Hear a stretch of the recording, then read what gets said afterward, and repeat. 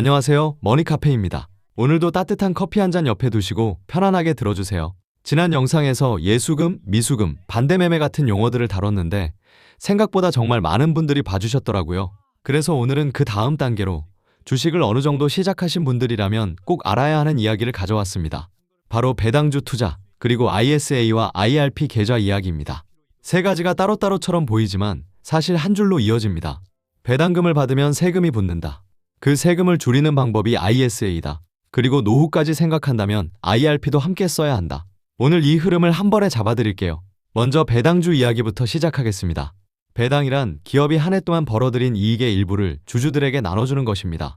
내가 어떤 회사의 주식을 가지고 있으면 그 회사가 우리 이번에 돈 좀 벌었으니까 주주 여러분께 드릴게요 하고 돈을 보내주는 거죠. 그렇다면 매달 월급처럼 배당을 받는 게 가능할까요? 국내 주식만 가지고 있으면 쉽지 않습니다. 국내 기업 대부분은 1년에 한 번 또는 분기에 한 번 배당을 줍니다.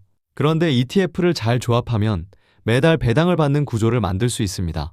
예를 들어 1월, 4월, 7월, 10월에 배당을 주는 ETF와 2월, 5월, 8월, 11월에 배당을 주는 ETF, 그리고 3월, 6월, 9월, 12월에 주는 ETF를 하나씩 담아두면 12달 내내 매달 배당이 들어오는 구조가 됩니다. 투자자들 사이에서는 이걸 배당 달력 전략이라고 부릅니다. 30대 직장인 지씨는 월급 외에 작은 현금 흐름을 만들고 싶어 배당 ETF 3가지를 나눠서 담기 시작했습니다. 처음엔 월 2에서 3만원 수준이었지만 3년쯤 꾸준히 재투자하다 보니 어느새 월 15만원 이상이 들어오기 시작했습니다. 지씨는 이 돈으로 매달 커피값과 교통비를 해결한다고 했습니다. 작지만 내 돈이 일하는 느낌이 투자를 계속하게 해줬다고요. 그런데 여기서 반드시 알아야 할 게 있습니다. 배당금을 받으면 세금이 붙습니다.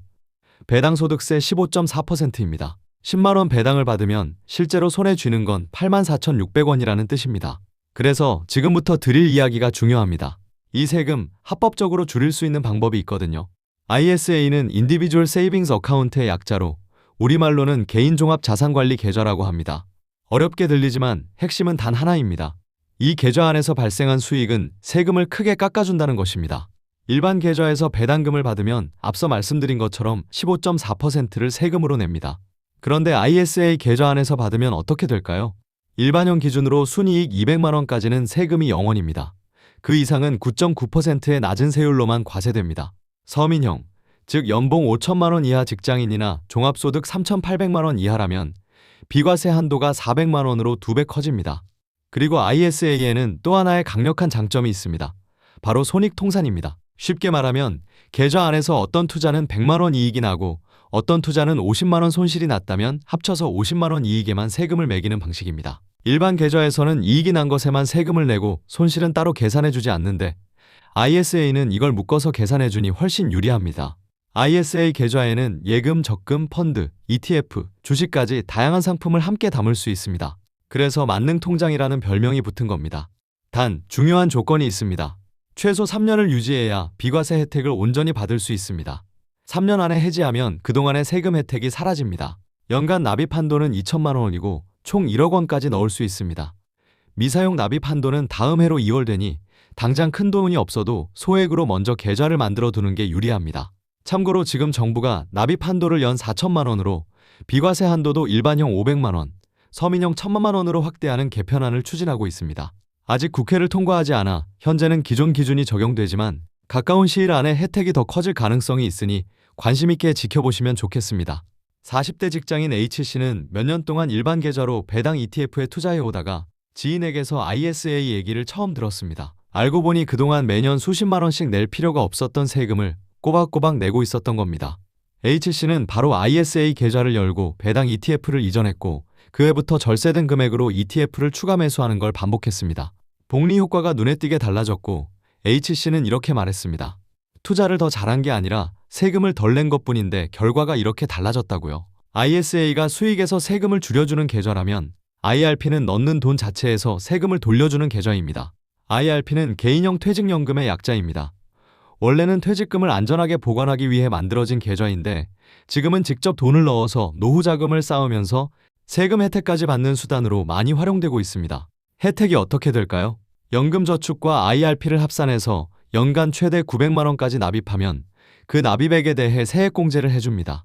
연봉 5,500만 원 이하라면 16.5%, 초과라면 13.2%의 세액공제율이 적용됩니다.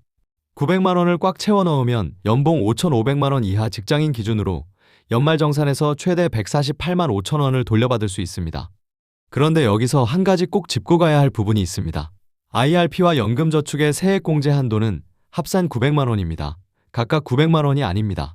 전문가들은 보통 연금저축에 600만 원을 먼저 채우고 나머지 300만 원을 IRP로 채우는 방식을 권장합니다.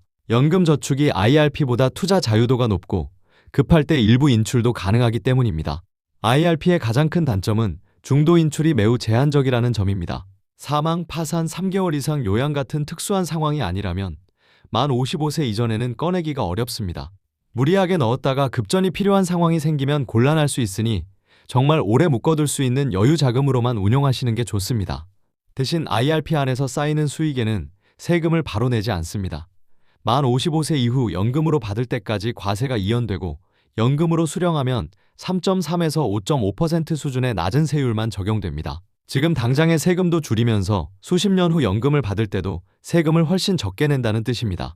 이 두 계좌는 따로 쓰는 것도 좋지만 연계해서 쓰면 절세 효과가 한 단계 더 올라갑니다. 방법은 이렇습니다. ISA 계좌를 3년 이상 유지한 뒤 해지할 때 그 돈을 60일 이내에 IRP나 연금저축 계좌로 이전하면 이전 금액의 10%, 최대 300만 원까지 추가 세액공제를 받을 수 있습니다. 예를 들어 ISA에 3천만 원이 쌓여 있었다면 이걸 IRP로 옮기면서 300만 원에 대한 추가 세액공제를 받는 겁니다. 연봉 5,500만 원 이하라면 약 49만 5천 원을 더 돌려받는 셈입니다. 즉, 배당 ETF는 ISA 안에서 굴리면서 세금을 줄이고 ISA 만기가 되면 그 돈을 IRP로 넘겨 추가 세액공제까지 챙기는 구조입니다. 그리고 IRP 안에서는 그 돈이 다시 복리로 불어나면서 노후연금으로 이어집니다. 배당금을 받는다, 세금을 줄인다, 노후자금으로 이어진다.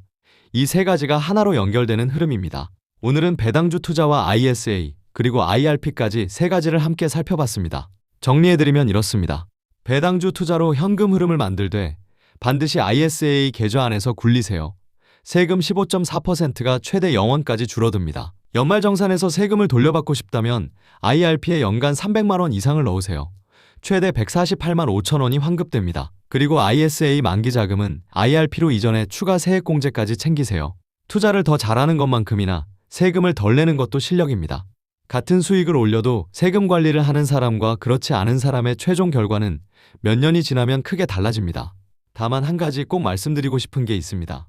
오늘 드린 내용은 제도와 숫자를 기준으로 한 설명이고 실제 투자 결정은 반드시 본인의 상황과 여유 자금에 맞게 하셔야 합니다. 특히 IRP는 중도 인출이 어려운 계좌이니 쓸 수 있는 금액이 얼마인지 충분히 따져보고 결정하세요. 오늘도 머니카페에서 커피 한잔 하고 가셨나요? 유익하셨다면 구독과 좋아요 부탁드리고 지금 ISA 계좌가 없으신 분들께 이 영상을 공유해주세요. 여러분이 모르고 내는 세금이 한 푼이라도 줄어드신다면 머니카페의 이번 영상은 성공적일 것 같습니다. 그럼 오늘도 좋은 하루 되시고 다음 영상에서 또 만나요. 머니카페였습니다.